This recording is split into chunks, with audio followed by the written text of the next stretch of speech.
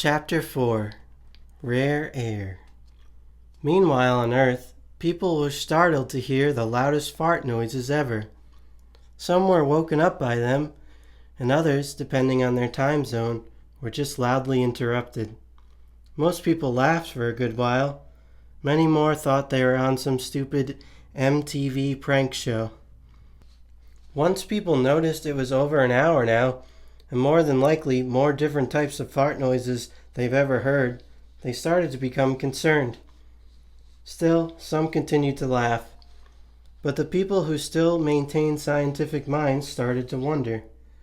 Some of the highest paid scientific minds had already realized they were coming from a spacecraft floating just outside of Earth. It was a particularly cloudy day over most of Earth, so most people couldn't see it. Most others were just too busy looking at their personal electronic devices.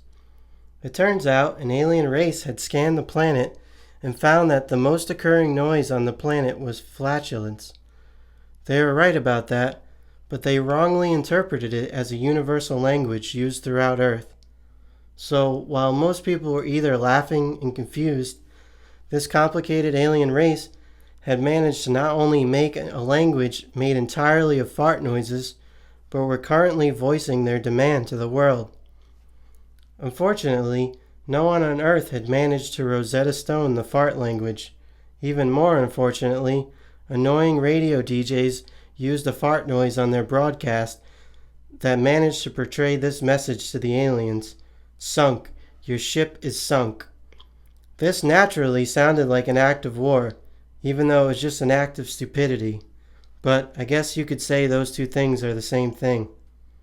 Even stupider still, our idiot president had already launched nuclear missiles at the ship, whose advanced technology would have detected it had it not been for all the bass emitted via the Rare Air's broadcast, and so the ship was decimated. Luckily, someone managed to record the broadcast, and eventually someone figured out a decent amount of it.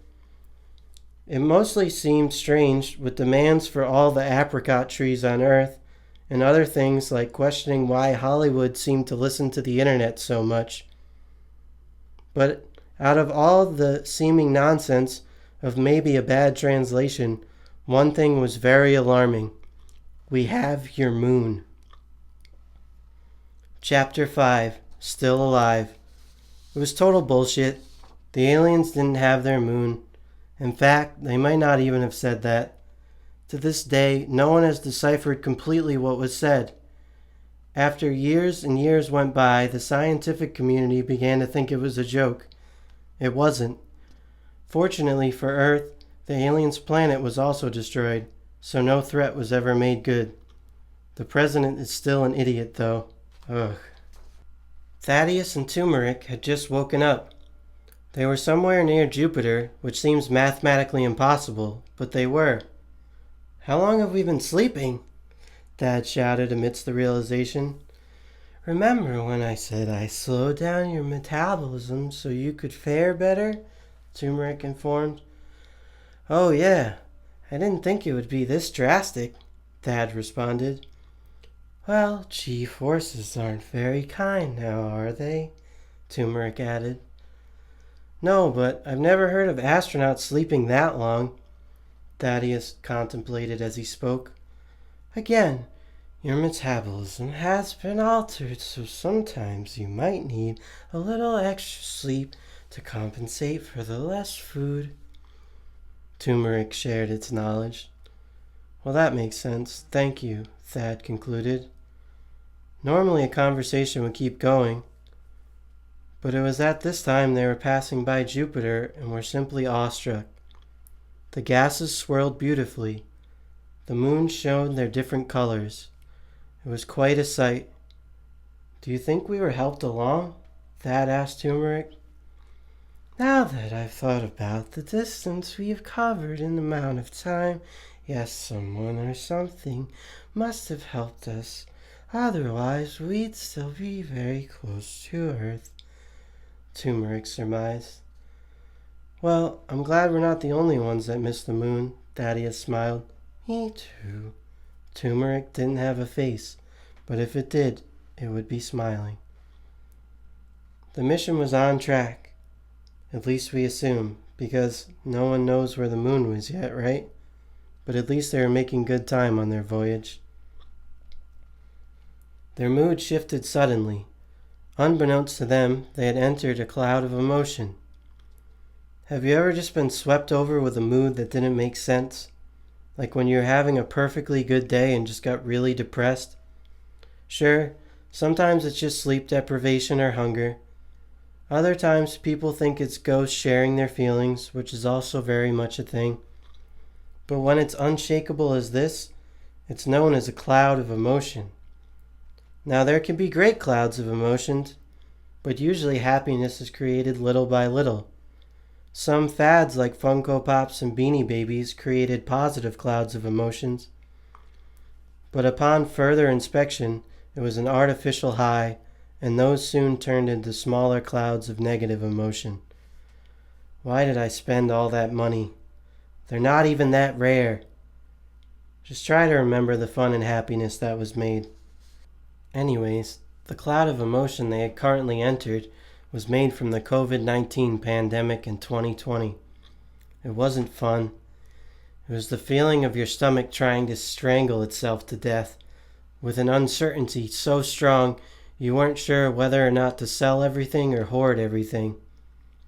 You weren't sure if you were going to have your job tomorrow. It was, needless to say, really fucked up. "I just want to eat 100 cookies!" Dad shouted. "What's weird is I feel the same way, and I've never even eaten a cookie," Turmeric answered. "This sucks so bad. I can't believe this feeling. It's awful," Thaddeus commented. "I hate to burst your bubble. I know that this is bad, but I've been around clouds created during the plague, the Great Depression, wars, and the Holocaust. Trust me when I say that this feeling, although terrible, it can be so much worse," Turmeric informed.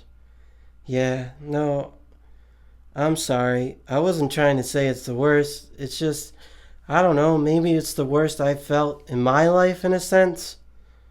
I'm not sure. I've had some bad feelings, but my stomach is just, Thaddeus writhed in pain.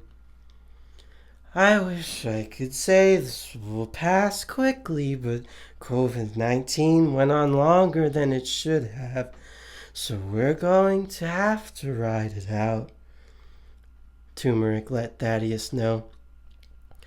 "I just really feel like I want to watch a live stream concert and pay money for it, even though literally anyone could do one for free," Thad quipped. "Yeah, it was a shitty time to maintain an ego. Even if you still had one afterwards, no one liked you at all. Everyone was taken down a peg in that situation. Luckily, it lowered emissions enough that mankind is still around today. Seriously, it was a nice break for us. Our job was really easy in that time," Turmeric nostalgiaed. "Well, that's good. It's nice to know that positive things come out of terrible events." Thad felt a little better thinking about that.